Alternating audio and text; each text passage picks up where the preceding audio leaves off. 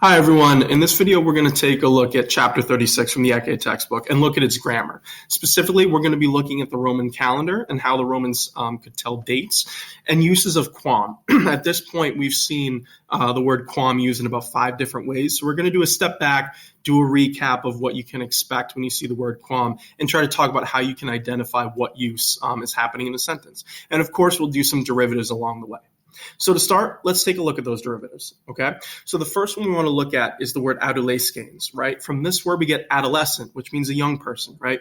The word adolescens in Latin means a young man. Adolescent can mean boy or girl, doesn't matter, but it still carries that meaning of someone who's, a young person, right? Almost an adult is kind of the idea. Next, we have moratis est, right? From this word in English, we get moratorium, and they both have to do with delaying. If you put a moratorium on something, it means you're pausing it. You're kind of delaying it a little bit. So it's related to this word. Next, we have regressus est. And from this, in English, we get regress, right? If you regress, you're going backwards, right? Carries the same meaning. Next, we have secuti sunt. And from this, we get a bunch of different English derivatives. They all have to do with following something. So words like sequence, suitor, consequence, sequel, right? They all have to do with following. Again, sequel is kind of an easy one to understand, right? The sequel to a movie is the one that comes after it. So it's still carrying the same meaning. Next, we have tristis, which means sad. In English, you get a word tristful, which some people use. You see it occasionally. It's not the most common word you're ever going to see, but it's still carrying that idea of being sad, right? Kind of has the same meaning as sorrowful, if you think of it that way. And lastly, we have persuadere, right, which means to persuade. And this is where you get the word persuade in English, right? Persuade, persuasion, it's carrying the same meaning. So again, with these derivatives, you want to learn as many as you can just so you can start to associate the Latin with English words too. It'll help boost your English vocabulary, and it'll also make the Latin a little easier to understand in context when you read, right? If you can associate the words with words you already know in English, it makes it easier to read so that you're not constantly living in the dictionary. So now we're going to switch gears and dive into the grammar. And the first piece of grammar we're going to get at are the Roman calendar, and Roman dates. Okay, so how do they tell time is kind of the idea, but not time in terms of hours of the day, time in terms of the year, the month, and the day. So that's the first question we want to think about. How did they mark days, months, or years, right? We use something called a calendar, and the Romans use the same thing. We're going to see where the word calendar actually comes from in Latin. It's related to this exact system. So let's start with years, right? Kind of the biggest unit. For years, it's actually a little complicated because there's 2 different ways you can do it. And one tends to be more popular than the other. And both of them are still a little confusing and different from what you might be used to. So when you're trying to mark the date of the year, right, or trying to date the year rather, the first system is the consular system. It's based on the consuls, right, the leaders of the Roman Republic. And every year there would be 2 of them. So the idea is pretty straightforward. If you know that every year there are 2 different consuls, if you name who the consuls are, you're in essence giving what year it is, right? So they would simply take the names of the consuls and put it in the ablative case. This is something called an ablative absolute, which is a grammar idea or construction rather that we'll talk about in a later chapter. It's really common in Latin. It's really important, and we'll go over it more in later chapters. For now, you just want to understand it like this, right? They would take the consuls for that year, put it in the ablative, and put it with the word consulibus, which is also ablative. And it means with so-and-so being consuls, right? So if you had, for instance, Antonio et Cicerone consulibus, you're saying with Antonius, right, Antony, and Cicero being the consuls, right?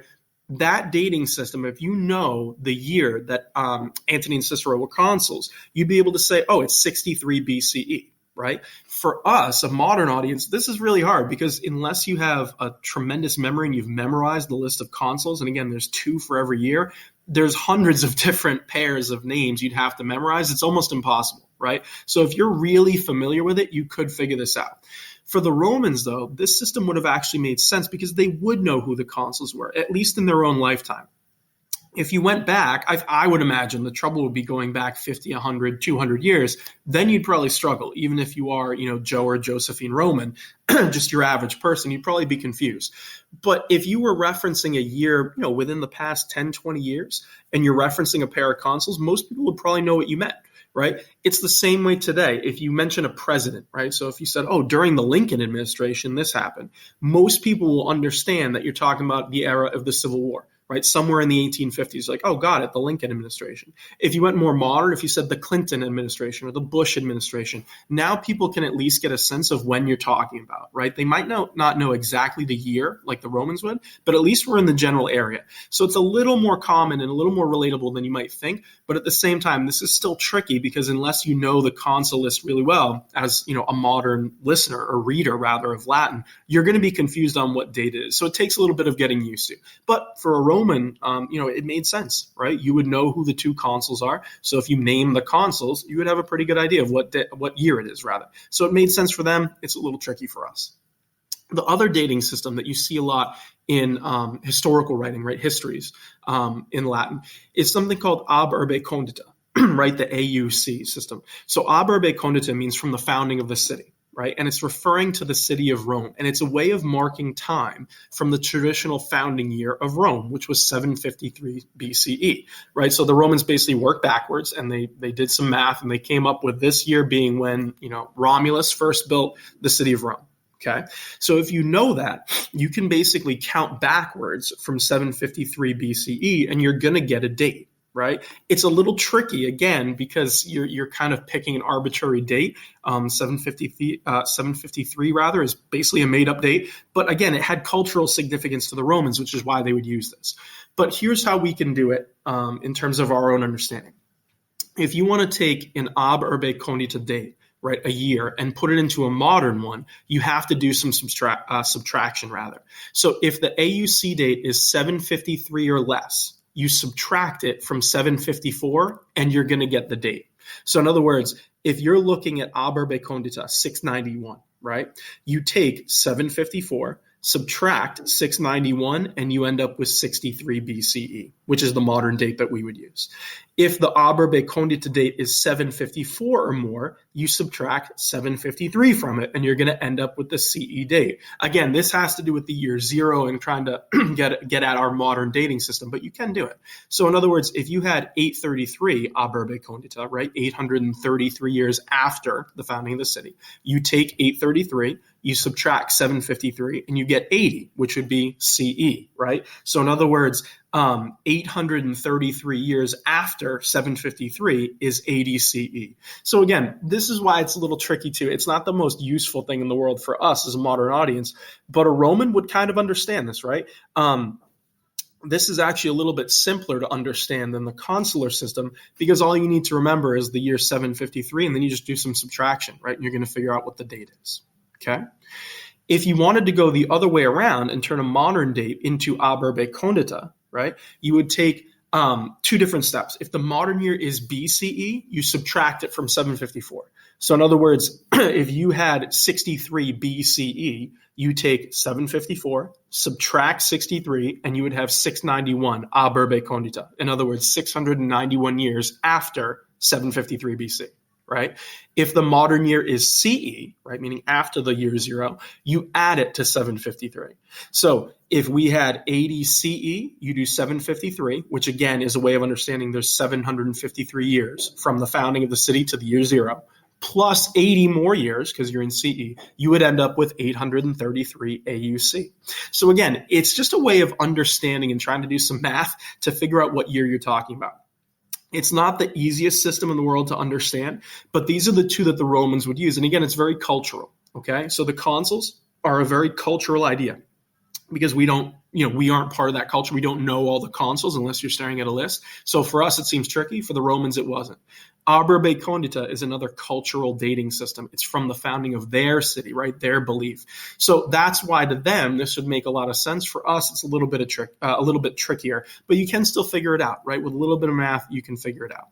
So again, these are the two different ways of telling a Roman year. And we have just a column here, a column chart. You have the consular system and the Ab Urbe Condita system. So again, it depends on what you're doing. You're either using the consuls for that year to say what year it is, or you're telling what year it is based on 753 BCE, the founding of Rome. Okay, so you want to know both methods as you move forward. Now we can go to a smaller piece of timing, right? Months. So we did years. What about months? So how did they divide up the year? Same way we do, right? With months, which are based on the moon, right? It's a lunar calendar. So originally there were 10 Roman months. But after you have Julius Caesar and his nephew Octavian or Augustus, they added 2 months in honor of these two men, right? Which is where they ended up with 12, which is the amount of months, or the number of months rather, that we have in our calendar today, right? And you can actually see the 10-month system in the names, though, and we'll take a look at it now. So what are the Roman months? Well, they should look pretty familiar, and they're all based on basically their mythology system, right, in one way or another. But the first month is January, right? Januarius, right? The doorway, Janua, the door to the new year is one way to think about it. So you have Januarius, Februarius, which is February, Martius, which is March, named after the god Mars. You have Aprilis, right, which is April, Maius for May, Junius for June, and then we have Julius, right, which is July, named after Julius Caesar. Then Augustus, which is August, named after Augustus, right? Those are the two that they inserted. And you have September, October, November, and December, right? So September, October, November, December. This is what I meant when I said you can see the remnants of the 10-month system. The last 4 months of the year are numbers, right? Septem means 7. Octo means 8, Noen means 9, and Decem means 10 rather. So originally, these were the 7th, 8th, 9th, and 10th month of the year, right? Pretty straightforward. When you insert July and August, though, now those get shifted by 2.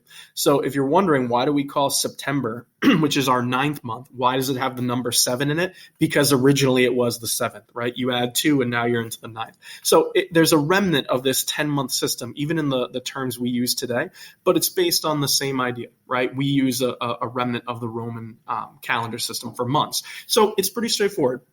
You memorize these months and you'll be fine. This is how you know what month of the year that we're talking about when you're looking at Roman dates. The last piece we want to look at are days, right? We did years, we did months, now we're doing days. So within the month, right? How do you know what day you're talking about? Well, it's a little tricky, again, because they're not just marking off the day with a number. So you wouldn't say like, oh, hey, it's March 20th. That's not what you do. Instead, there are special days with important significance in each month. Okay, and you use those special days to tell what day of the month it is. So what do I mean by that? Well, the special days are this. You have the calends, right, which is always the first day of the month. This is where you get the word calendar from, by the way. So the calends is the first day of the month.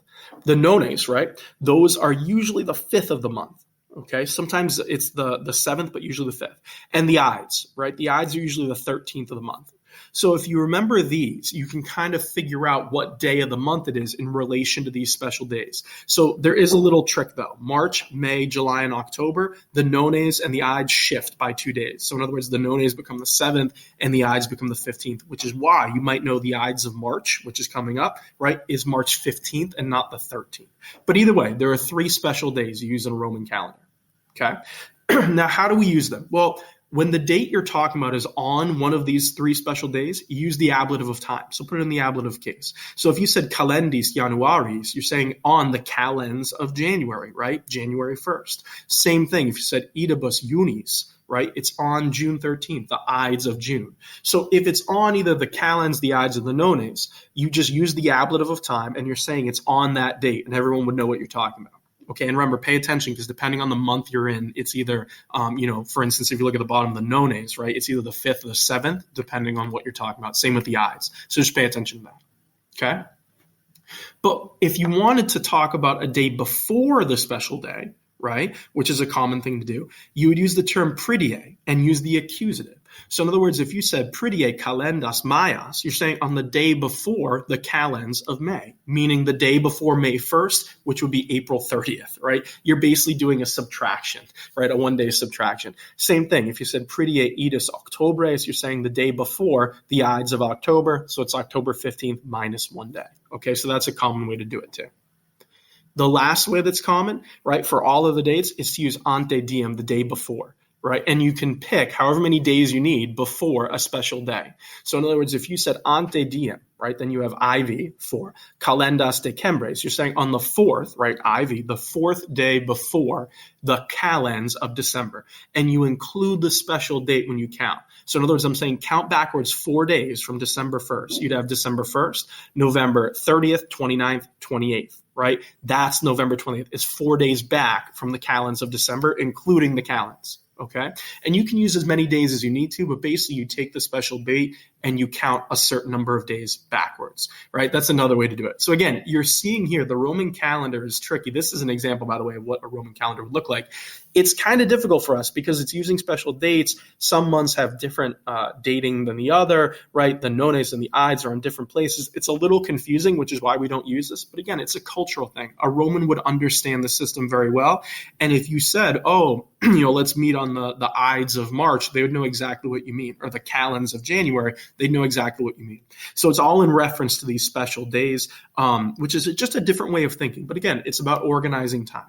So when you go through Latin, you want to learn these so that you can see it whenever you see a reference to time in a story or if you're reading history, right? It'll just help you understand what's going on. But it also gives you a nice glimpse into their culture, right? It's a different way of viewing time and organizing time.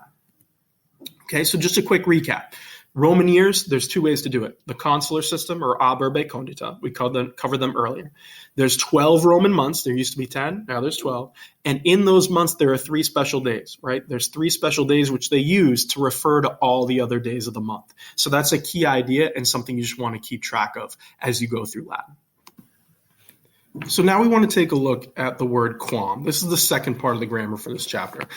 So the reason we're doing this is at this point, we've actually seen several different uses for this word.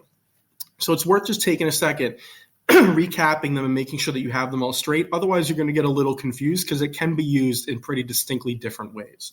So here's a recap of the 5 different uses of quam that we've seen so far. So we've seen quam used in comparisons, used with superlative, right? Superlative phrases. We've seen it used in exclamation, in questions, and in relative clauses. So let's take a look at each of these and break them down just so you can understand the different uses and make sure you feel comfortable no matter what use of quam you see. So the first is quam in comparison, okay? So when you have a comparative adjective or adverb that's coming before quam, we translate it as then. So down here we have an example. If you said Gaius est prudenti or quam Marcus, you're saying Gaius is wiser than, right, prudenti or quam Marcus. The quam here is just being used in the comparison. This is a pretty common one, one that we've seen a lot. And again, it's set off, the comparison is set off by seeing a comparative adjective or adverb. The next use that we're going to see is with superlatives. Okay, so when you have a superlative adjective or adverb and it's coming after the quam, we usually translate quam or the entire phrase with as something as possible. So down here, if you had ambula quam saepissime, it would mean walk as often as possible, right? We have a command, right? The imperative ambula, but quam saepissime is the superlative, right? The superlative adverb in this case. So we're translating quam as blank, right? As often in this case, as possible. So that's another common construction we see with quam. The third we've actually seen a lot to this point. It's quam with exclamations, right? So when you see quam, right, and it's coming with an adjective or an adverb coming after it, and there's an exclamation point, we translate it how. So basically, in this example, you're saying quam laeta puella est Cornelia. How is the quam? How laeta, how happy a girl, a puella, is Cornelia, right? So you're saying how happy a girl Cornelia is. You're exclaiming on something like, wow, look at this. We've seen this a lot. And again, the key thing here is when you see quam with an exclamation point in it, that's where you know you're using the exclamatory use of it. You're just saying how. The next use of quam that we have is with questions. Okay, so when we have an adjective or an adverb that comes after quam and there's a question mark at the end of the sentence, right? We need a question. Again, we're translating it how, but it's more the question how, like how, right? Question. So you could see quam laeta est Cornelia, right? The same phrase we just saw, but now it's with a question mark. You're saying how happy is Cornelia? Cornelia est laetior quam Flavia, right? Cornelia is happier than Flavia. So you're just asking a question. So we see quam used a lot, meaning how, when you have a question mark at the end of it, right in the middle of a question, basically. And the last use of quam is one of the first that we saw, right, in relative clauses, right, as a relative pronoun. So if you have a singular feminine noun, right, that's the antecedent of quam, it would be accusative in this case, that's when you translate it as which, whom, or that, depending on, what's going on in your sentence. So here we have illam epistulam acepi quam tu misisti. You're saying I received, right, acepi, I accepted or I received that letter which you sent, quam tu misisti, or that you sent. The quam here is referring to the letter, right? So it has an antecedent. It's in a relative clause. So when you see quam and it feels like it's in a relative clause, you always just want to take a look back and see if there's that singular feminine noun that it could be referring to, right, as the antecedent. If you have that, it's one of the first uses of quam that we saw. It's just being used in a relative clause. Okay? So those are the 5 ways we've seen it. So the general idea is whenever you see quam, because it is a pretty common word with a few different meanings, you always want to stop and look at the context of the sentence. That's the key idea. Look at what's going on, right? Context clues. Is there a question mark? Is there an exclamation point? Is there an antecedent, right? Stop and look, and then you're going to be able to understand how it's being used. And the more you practice, the better off you're going to be at this. So lastly, we want to just do a quick recap, right? Dates and uses of quam. So again, there are 2 ways to tell the year in Latin. Okay, you can either use Urbe Condita or the consuls. There's 12 months in a Roman year. There used to be 10. They added 2 more for Julius Caesar and Augustus. Now you have 12 months, right? You want to learn their names. The way we describe specific days, right, in Latin, the way the Romans did it, is based on 3 special days, the calends, the nones, and the ides, right? These are the 3 special days that we base all the other days off of, okay? And we learned there's different ways to do it. You could say on this day using the ablative. You could say the day before using pridie plus the accusative. Or you could just use ante diem and give a specific number of days before the special day of the month. But it all hinges on those 3 special days. And lastly, we said there are 5 different uses of the word quam. Right? So you want to make sure that you're practicing all of them. And when we see the word quam in context, right, whether it's in a story, a practice exercise, whatever it is, you want to stop and look at the entire sentence, get some context clues so you understand which use of quam you're seeing.